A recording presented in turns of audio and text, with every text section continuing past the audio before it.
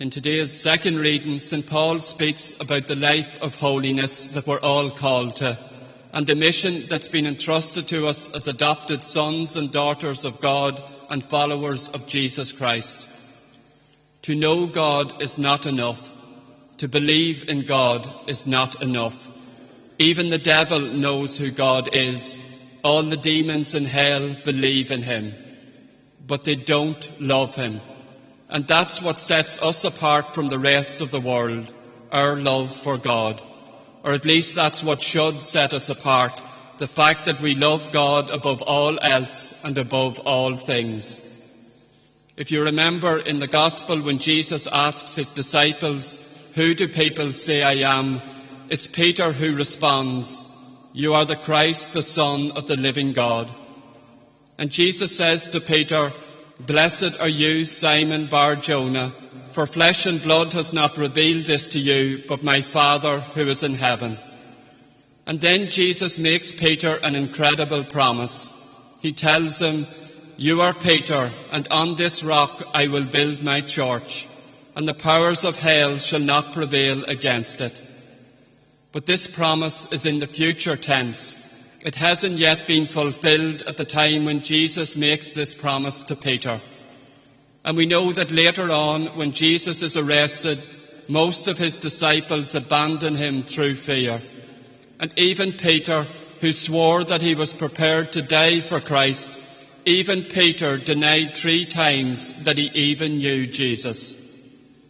If our faith only goes as far as knowing Jesus, like Peter, we might try to convince ourselves that we're ready to die for Jesus, but when we're challenged, when we're called to stand up for Jesus and for our faith, like Peter, we'll deny Christ before others.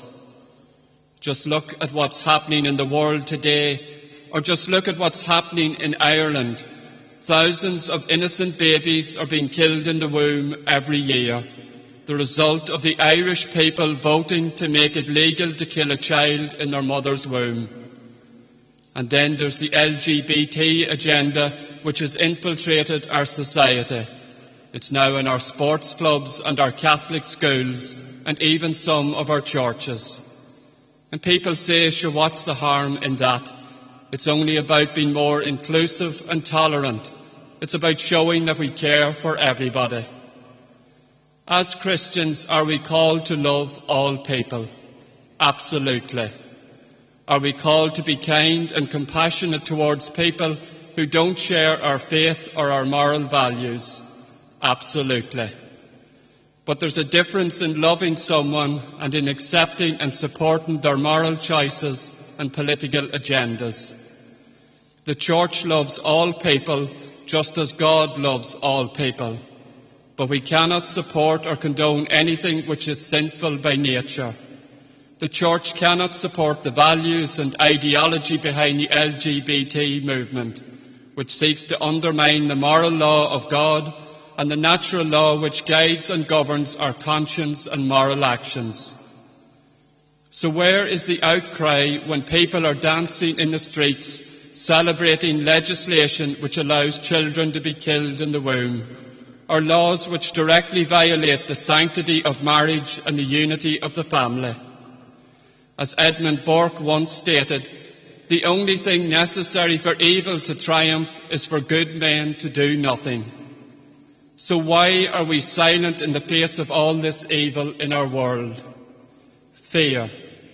People are afraid to speak out, to go against the grain, to stand against the crowd. We're afraid of the backlash that we'll inevitably come up against for standing up for truth. It seems that those who preach tolerance are tolerant of everything except truth. It was fear that caused the disciples to abandon Jesus during his passion. It was fear that caused Peter to deny 3 times that he even knew Jesus. And it's fear that stops us from speaking out against the immorality in our society. So how do we overcome this fear that prevents us from being faithful to Christ? Love. Love of God conquers all things. Only love can overcome fear. If we go back to Peter in the Gospel, it was Peter who made the great declaration of faith when Jesus asked, "Who do people say I am?" Peter knew who Jesus was. He knew he was the Son of God. And yet this wasn't enough when he was challenged during Christ's passion. Fear made him deny he even knew Jesus. John, on the other hand, loved Jesus. And so even though he, like the other disciples, must have been very frightened when Jesus was arrested, his great love for Jesus overcame his fear, and he remained faithful to the very end. Only John, out of all of the apostles, was present at the foot of the cross on Calvary. And after the resurrection, when Jesus appears to the disciples by the Sea of Galilee, he asks Peter 3 times, "Simon, son of John, do you love me more than these?"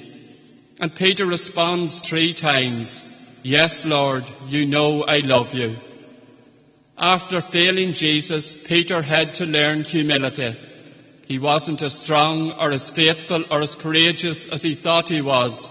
He had to become dependent on God's grace. And once he learned humility, he learned how to love. And so now Jesus speaks to Peter in the present tense, because now Peter is ready to fulfill the mission entrusted to him by Christ. Now Jesus can build his church on Peter the rock. He wasn't ready before this when he made his profession of faith, because that was only founded on knowledge of Christ. But now it's built on the firm foundation of love of Christ. And so Jesus can now entrust this special mission to Peter, knowing that he will not fail him this time. And he tells Peter, "Feed my sheep, feed my lambs." And his final instruction to Peter is, "Follow me." We must be willing to follow Jesus to the cross, to suffer and die with him and for him. And we know that Peter proved his love for Jesus by later dying for him when he was crucified upside down in Rome for preaching the gospel.